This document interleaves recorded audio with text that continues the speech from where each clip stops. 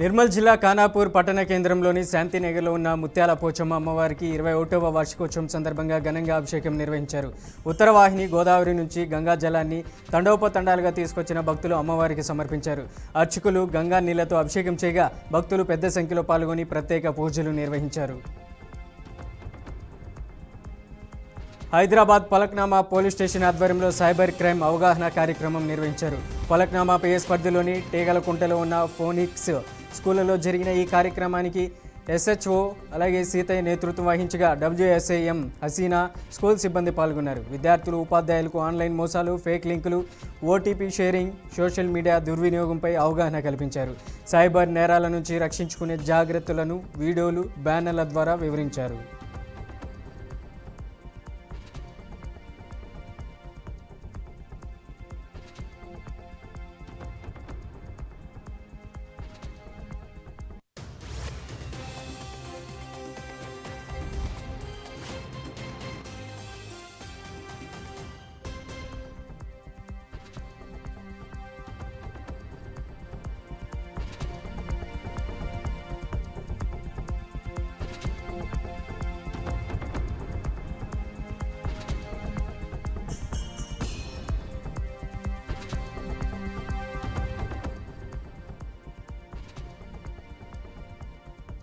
సంగారెడ్డి జిల్లా జహీరాబాద్లో MLA Manikrao municipal ఎన్నికల ప్రచారం నిర్వహించారు.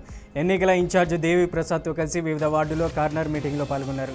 ఎన్నికల హామీలు నెరవేర్చకుండా ప్రజలను మోసం చేస్తున్న కాంగ్రెస్ ప్రభుత్వానికి మున్సిపల్ ఎన్నికల్లో తగిన గుణపాఠం చెప్పాలని పిలుపునిచ్చారు.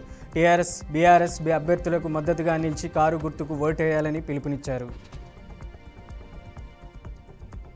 నంద్యాల జిల్లా బనగానపల్లి పట్టణంలో దొంగలు హల్చల్ చేశారు. రూరల్ పోలీస్ స్టేషన్ సమీపంలోని శ్రీ శ్రీనివాస జ్యువెలరీ షాప్లో భారీ దొంగతనం జరిగింది. షాప్కు ఉన్న తాళాలను గ్యాస్ వెల్డింగ్తో తొలగించిన దుండగులు సుమారు ₹1 కోటి విలువైన బంగారం, వెండిని అపహరించారు. బాధితుడు గోవిందు ఫిర్యాదు మేరకు కేసు నమోదు చేసి పోలీసులు దర్యాప్తు చేపట్టారు. కరీంనగర్ జిల్లా హుజురాబాద్ సమీపంలోని శంకరపట్నం మండలం వరంగల్ అలాగే కరీంనగర్ జాతీయ రహదారిపై ఘోర రోడ్డు ప్రమాదం జరిగింది. ఇసుక లోడుతో సిద్దిపేటకు వెళ్తున్న లారీ అదుపు తప్పి హుజురాబాద్ వైపు వస్తున్న మరో లారీని ఢీకొట్టడంతో లారీ బోల్తా పడింది. అదే సమయంలో కరీంనగర్ నుంచి హుజురాబాద్కు వెళ్తున్న ఆర్టీసీ బస్సు బోల్తా పడిన లారీని ఢీకొట్టడంతో బస్సులో ఉన్న 3 ప్రయాణికులకు గాయాలయ్యాయి. క్షతగాతులను 108 ద్వారా హుజురాబాద్ ఏరియా ఆసుపత్రికి తరలించారు. నెల్లూరు జిల్లా ఇందుకూరుపేట మండలం జగదేవిపేటలో రోడ్డు పనుల సహాయంతో ఘోర ప్రమాదం జరిగింది. విద్యుత్ స్తంభం మార్పు పనుల్లో కూలీలకు విద్యుత్ షాక్ తగలగా కూలీ కావేరి జాలయ్య అక్కడికక్కడే మృతి చెందారు. మరో 2 కూలీలు వెంకటరమణయ్య, సీను తీవ్రంగా గాయపడగా ఆసుపత్రికి తరలించారు. భద్రతా చర్యలు లేకపోవడమే ప్రమాదానికి కారణమని ఆరోపణలు వెలువెత్తుతున్నాయి. విద్యుత్ శాఖ నిర్లక్ష్యంపై కార్మికులు, గ్రామస్తులు తీవ్ర ఆగ్రహం వ్యక్తం చేస్తున్నారు. రంగారెడ్డి జిల్లాలో టాస్క్ ఫోర్స్ పోలీసులు గంజాయి రవాణాపై దాడులు చేపట్టారు. అత్తాపూర్ పోలీస్ స్టేషన్ పరిధిలోని సులేమాన్ నగర్లో ద్విచక్ర వాహనంపై అక్రమంగా తరలిస్తున్న గంజాయిని విశ్వసనీయ సమాచారం మేరకు స్వాధీనం చేసుకున్నారు. ఈ ఘటనలో 2 యువకులను అదుపులోకి తీసుకున్నారు. వారి వద్ద నుంచి 1436 కేజీల గంజాయి అలాగే ₹4540 నగదు, 4 సెల్ ఫోన్లను స్వాధీనం చేసుకున్నట్లు పోలీసులు తెలిపారు.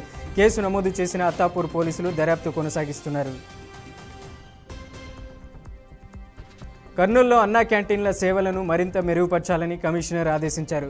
కలెక్టరేట్లోని అన్నా క్యాంటీన్ను పరిశీలించిన కమిషనర్ ప్రజలకు అందించే భోజనం నాణ్యతతో పాటు పరిశుభ్రత ఖచ్చితంగా పాటించాలని నోడల్ అధికారులకు సూచించారు.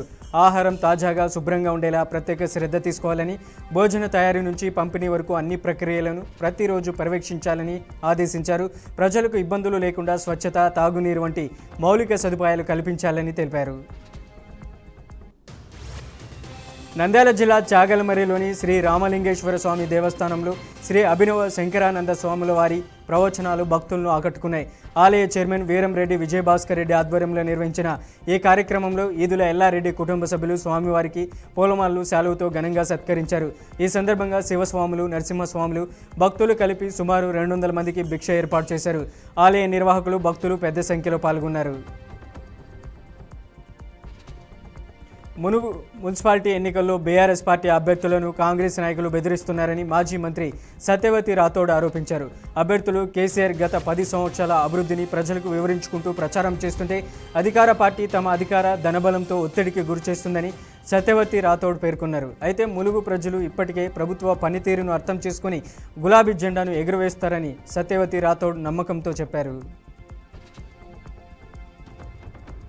పల్నాడు జిల్లా మాచర్ల నియోజకవర్గంలో ప్రైవేట్ డిగ్రీ కళాశాల పెండింగ్ ఫీజు రీయింబర్స్మెంట్ విడుదల కోసం అవగాహన చేపట్టారు. అసోసియేషన్ ప్రతినిధులు ఎమ్మెల్యే జూలకంటి బ్రహ్మానందరెడ్డిని కలిపి పెండింగ్ 6.1/2 ఇన్సల్టేషన్ వెంటనే విడుదల చేయాలని వినతి పత్రం అందజేశారు. ప్రస్తుత విద్యా సంవత్సరాలకు సంబంధించిన రీయింబర్స్మెంట్ లేటు కావడంతో కళాశాలలు ఆర్థిక సంక్షోభంలో ఉన్నాయని వారు తెలిపారు.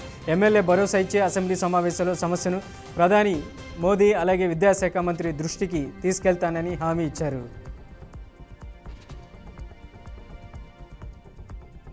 ఖమ్మం జిల్లా పాలేరులో మాజీ ఎమ్మెల్యే కందాల ఉపేందర్ రెడ్డి ఏదులాపురం మున్సిపాలిటీ 21వ డివిజన్లో బీఆర్ఎస్ అభ్యర్థుల విజయం కోసం ఎన్నికల ప్రచారం నిర్వహించారు. ప్రజల సమస్యలను పరిష్కరించడానికి ఎల్లప్పుడూ కృషి చేస్తానని, పార్టీ మతం చూసే కాకుండా అందరినీ తన వాళ్లే అనుకొని భావించి సేవ చేశానని కందాల ఉపేందర్ రెడ్డి తెలిపారు. కూటమి అభ్యర్థులు గెలవనున్నారని ధీమా వ్యక్తం చేసి ప్రజలను కారు గుర్తుకు ఓటు వేసి బీఆర్ఎస్ అభ్యర్థులను గెలిపించాలని కోరారు. పశ్చిమ గోదావరి జిల్లా పాలకొల్లు పట్టణంలో మంత్రి నిమ్మల రామానాయుడు అమరజీవి జలధార పథకం కింద సురక్షిత తాగునీటి సరఫరా పనులు శంకుస్థాపన చేశారు. ఈ ప్రాజెక్టు 63 కోట్ల ఖర్చుతో గ్రామీణ ప్రాంతాల్లోని ప్రతి ఇంటికి నేరుగా సురక్షిత తాగునీరు అందించనున్నారు. ప్రారంభ స్థలంగా వెడంగి గ్రామ ఎంపిక చేయడం జరిగిందని మంత్రి పేర్కొన్నారు. ఈ కార్యక్రమానికి మద్దతు ఇచ్చిన ప్రధాని నరేంద్ర మోదీ, చంద్రబాబు నాయుడు, పవన్ కళ్యాణ్లకు మంత్రి కృతజ్ఞతలు తెలిపారు. సంగారెడ్డి జిల్లా పటాన్ చెరువు పరిధిలోని పోచారం ఔటర్ రింగ్ రోడ్డుపై ఘోర రోడ్డు ప్రమాదం జరిగింది. వేగంతో వచ్చి అదుపు తప్పిన కార్ రింగ్ రోడ్డుపై నుండి సర్వీస్ రోడ్డుపైకి పడినట్లు సమాచారం. సంఘటనా స్థలంలోని 2 అక్కడికక్కడే మృతి చెందగా మరికొందరికి తీవ్ర గాయాలయ్యాయి. గాయపడిన వారిని తక్షణమే పటాన్ చెరువు ధృవ ఆసుపత్రికి తరలించారు. పటాన్ చెరువు పోలీసులు కేసు నమోదు చేసి దర్యాప్తు చేపట్టారు. కీసరగుట్ట రామలింగేశ్వర స్వామి ఆలయంలో జరగనున్న మహాశివరాత్రి బ్రహ్మోత్సవాలకు విస్తృత ఏర్పాట్లు కొనసాగుతున్నాయి. బ్రహ్మోత్సవాల ఏర్పాట్లను మల్కాజ్గిరి పోలీస్ కమిషనర్ అవినాష్, మంత్రి అలాగే ఐపీఎస్ స్వయంగా పర్యవేక్షించారు. భక్తుల రద్దీకి అనుగుణంగా బారికేడ్లు, క్యూ లైన్లు ఏర్పాట్లు చేశారు. రథోత్సవం, శివపార్వతుల కళ్యాణం వంటి ప్రధాన ఘట్టాల సందర్భంగా ఎలాంటి అవాంఛనీయ ఘటనలు జరగకుండా కట్టుదిట్టమైన భద్రతా ఏర్పాట్లు చేపట్టారు.